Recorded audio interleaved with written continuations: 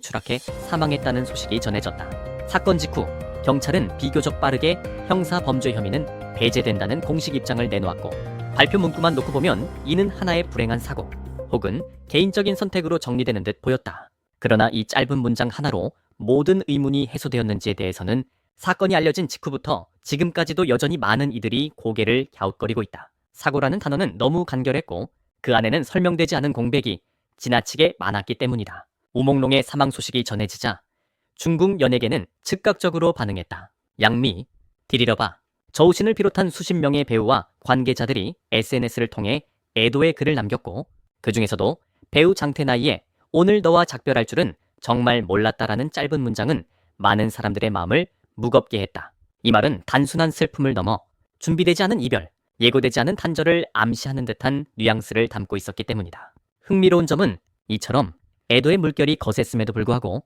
동시에 업계 전반에는 설명하기 힘든 침묵과 긴장감이 감돌았다는 것이다. 마치 모두가 슬퍼하면서도 무언가를 말하지 않고 있다는 인상을 남겼다. 이러한 분위기 속에서 사건 이후 얼마 지나지 않아 익명의 폭로들이 하나둘씩 등장하기 시작했다. 10년 이상 연예산업 현장에서 활동해왔다고 밝힌 업계 관계자 A를 비롯해 자본과 연예계의 결합 구조를 오래 지켜봤다는 복수의 익명 제보자들은 공통적으로 우몽롱은 사망 이전 이미 극심한 압박 상태에 놓여 있었다고 주장했다. 이들의 말은 특정 사건 하나를 지목하기보다는 장기간에 걸쳐 누적된 구조적 압력, 즉 개인이 감당하기 어려운 힘의 불균형이 존재했다는 문제 제기에 가까웠다. 이 폭로들에서 반복적으로 등장하는 키워드는 자본, 선택, 그리고 저항 불가라는 표현이다. 연예계가 단순히 개인의 재능과 노력만으로 움직이는 공간이 아니라 거대한 자본의 이해관계 속에서 누군가는 선택되고 누군가는 배제되는 구조라는 점은 이미 공공연한 이야기다. 다만 제보자들은 여기서 한 발 더 나아가 이 선택이 단순한 캐스팅이나 투자 판단이 아니라 개인의 삶 전체를 옥죄는 방식으로 작동할 수 있다는 점을 지적한다. 특히 이들이 언급한 것은 이른바 델라어의 선택 명단이라는 존재다. 과거에는 주로 여성 연예인을 대상으로 한 암묵적인 규칙이 존재했다는 이야기가 돌았지만 최근에는 그 대상이 남성 연예인으로까지 확대되었다는 주장이다. 이 흐름의 중심에 등장하는 인물이 바로 천첸씨 성을 가진 대자본가로 지칭되는 인물이다. 제보에 따르면 그는 다국적 그룹의 회장이자 영화, 드라마, 부동산 등 여러 분야에 걸쳐 막대한 영향력을 행사하는 인물로 묘사된다. 우몽롱이 출연한 등의 작품 역시 이러한 자본 네트워크와 무관하지 않다는 의혹이 함께 제기된다. 물론 이는 어디까지나 공식적으로 확인된 사실이 아니라 업계 내부에서 회자되던 연결 관계에 대한 주장에 불과하다. 이 대자본가가 사람을 선택하는 기준으로 제시된 조건 또한 매우 구체적이다. 뛰어난 외모, 강력한 집안 배경이나 보호막의 부재, 그리고 갈등을 공개적으로 드러내기보다는 참고 견디는 성향. 제보자들은 이 세 가지 조건이 겹칠수록 관리하기 쉬운 대상으로 분류된다고 말한다. 그리고 이러한 조건에 우몽롱이 상당 부분 부합했다는 점이 반복적으로 언급된다. 그게 온화한 이미지, 공격적이지 않은 태도, 그리고 업계 내에서 큰 분쟁 없이 커리어를 이어온 이력은 일부에게는 장점이었을지 모르나 다른 시선에서는 취약점으로 해석되었을 가능성도 있다는 것이다. 이 주장에 신빙성을 더한다고 여겨진 자료가 바로 익명으로 유포되었다는 후보 명단이다. 해당 명단에는 10명의 남성 연예인이 나열되어 있고 각각의 이름 옆에는 키, 대표작, 성격을 요약한 태그가 적혀 있었다고 전해진다. 그중 우몽롱의 이름 옆에는 중점 관찰, 2025년 3분기 접촉 추진이라는 메모가 있었다는 설명이 덧붙는다. 이 명단이 실제 문서인지 혹은 누군가가 만들어낸 자료인지는 공식적으로 확인된 바 없다. 그러나 폭로자들은 적어도 이 명단이 업계 내부에서 돌았다는 사실 자체가 모든 일이 우연이었을 가능성을 약화시킨다고 주장한다. 결국 이 지점에서 질문은 하나로 모인다. 만약 모든 것이 단순한 사고였다면 왜 이렇게 많은 정황과 증언, 그리고 설명되지 않는 이야기들이 동시에 흘러나왔는가? 공식 발표는 사건을 종결지었을지 모르지만 대중의 의문까지 함께 종결시키지는 못했다. 우몽롱의 죽음을 둘러싼 이 첫 번째 장면은 그래서 사고라는 단어만으로는 담아내기 어려운 무게를 남긴 채 더 깊은 질문을 향해 열려있는 상태로 남아있다. 2025년 7월 우몽롱에게 첫 번째로 가해졌다고 전해지는 접촉은 겉으로 보기에는 매우 평범한 업무 미팅의 형태를 띠고 있었다. 소속사를 통해 전달된 연락의 명분은 당시 촬영 및 편성이 논의 중이던 드라마 감독과 관련된 것이었다. 주연 배우로서의 비중 조정, 출연료 증액, 향후 제작 일정에 대한 협의라는 설명은 업계에서 흔히 오가는 이야기였고 우몽롱 역시 이를 특별히 의심할 이유는 없어 보였다. 문제는 그 다음이었다. 미팅 장소가 일반적인 회의실이나 제작사 사무실이 아닌 외부와 철저히 차단된 베이징 시내의 고급 비밀 클럽으로 지정되었다는 점이다. 해당 장소에 도착한 순간부터 분위기는 업무라는 단어와는 거리가 멀었다고 당시 현장에 있었다는 내부 직원의 익명 증언은 전한다. 입구에서 휴대전화가 회수되었고 방 안에는 이미 정장을 입은 보디가드 4명과 몇 명의 수행 인력이 대기 중이었다. 조명은 의도적으로 낮춰져 있었고 테이블의 중심에는 천씨 성대자본가로 불리는 인물이 앉아 있었다.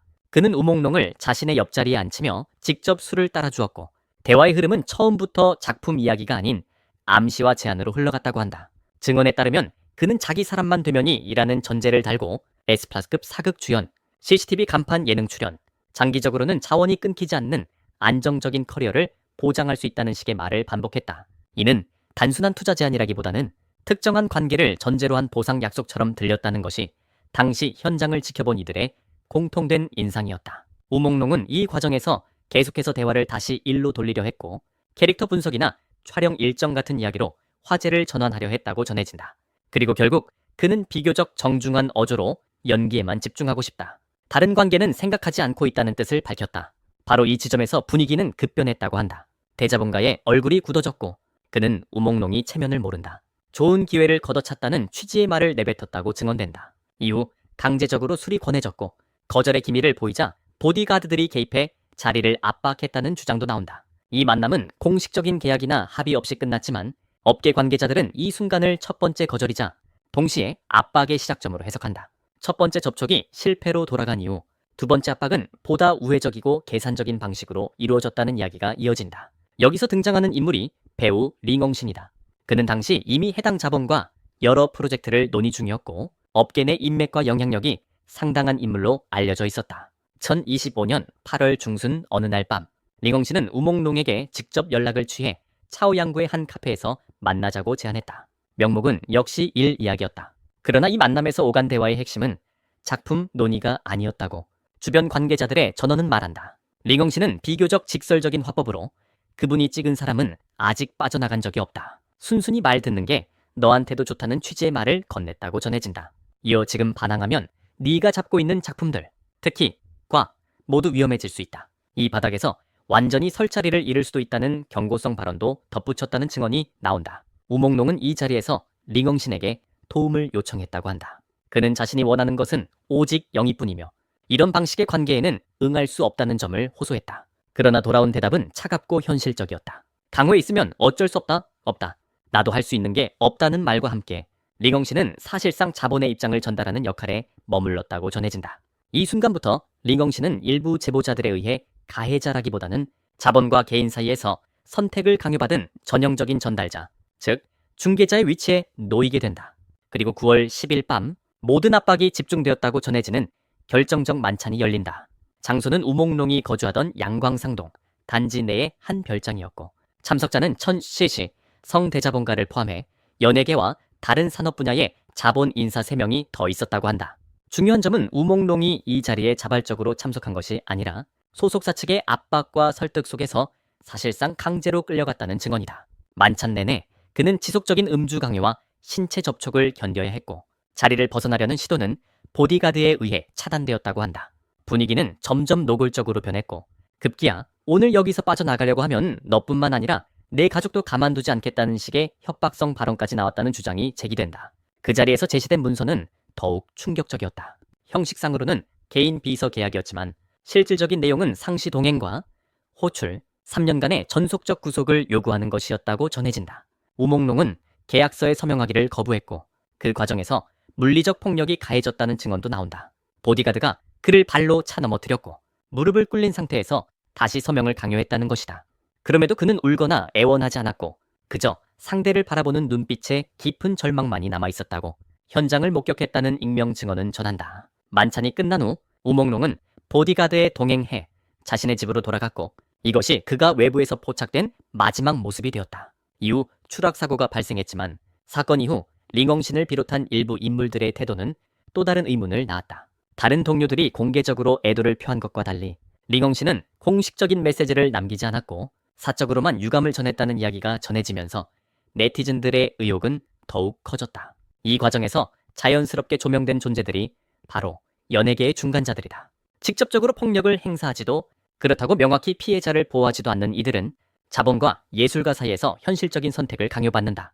그러나 결과적으로 그들의 침묵과 전달 행위는 구조적 압박을 강화하는 역할을 하게 되고 이는 곧 자본구조의 공범이라는 비판으로 이어진다. 우몽농 사건을 둘러싼 이 일련의 흐름은 한 개인의 비극을 넘어 연예산업 전반에 깔린 힘의 불균형과 침묵의 구조를 다시 한번 드러내는 계기가 되고 있다. 우몽농이라는 이름을 떠올릴 때 많은 이들이 가장 먼저 기억하는 것은 그의 화려함이 아니라 오히려 그 반대편에 있는 온화함과 절제된 태도였다. 그는 2013년 오디션 프로그램을 통해 대중 앞에 처음 모습을 드러냈다. 경쟁이 치열하고 개성이 강하게 부딪히는 무대였지만 우몽농은 유난히 조용한 존재였다. 목소리를 높이기보다는 자신의 몫을 묵묵히 해내는 방식으로 주목을 받았고 이때부터 이미 그는 튀지 않지만 기억에 남는 사람이라는 평가를 듣기 시작했다. 이후 태자비 승직김에서의 출연은 그의 배우 인생에서 하나의 전환점이 되었다. 작품 자체가 화제성과 실험성을 동시에 갖고 있었던 만큼 그는 대중에게 얼굴을 확실히 각인시킬 수 있었다. 그러나 결정적인 대표작은 단연 삼생 삼세 심리도화였다. 그가 연기한 백진이라는 인물은 강렬한 카리스마보다는 절제된 감정과 깊은 내면을 가진 캐릭터였고 이는 우몽농의 실제 이미지와도 자연스럽게 겹쳐졌다. 시청자들은 그를 소리 없이 세우며 드는 배우로 기억했고 그 이후로도 그는 비슷한 결의 역할들을 통해 안정적인 커리어를 쌓아갔다. 그의 연기에 대한 태도는 주변에서 유독 자주 회자되었다. 화려한 수식어보다는 성실함이라는 단어가 늘 따라붙었다. 실제로 그는 촬영 중 와이어 사고로 다발성 골절을 입는 큰 부상을 겪은 적이 있다. 일반적인 경우라면 장기간 휴식이 불가피했을 상황이었지만 그는 비교적 짧은 회복 기간 후 휠체어에 몸을 의지한 채 다시 촬영장으로 돌아왔다. 스태프들 사이에서는 굳이 그럴 필요까지 있었느냐는 말이 나올 정도였지만 그는 자신으로 인해 촬영 일정이 밀리는 것을 가장 부담스러워했다고 전해진다. 예능 프로그램이나 무대에서도 그의 태도는 크게 다르지 않았다.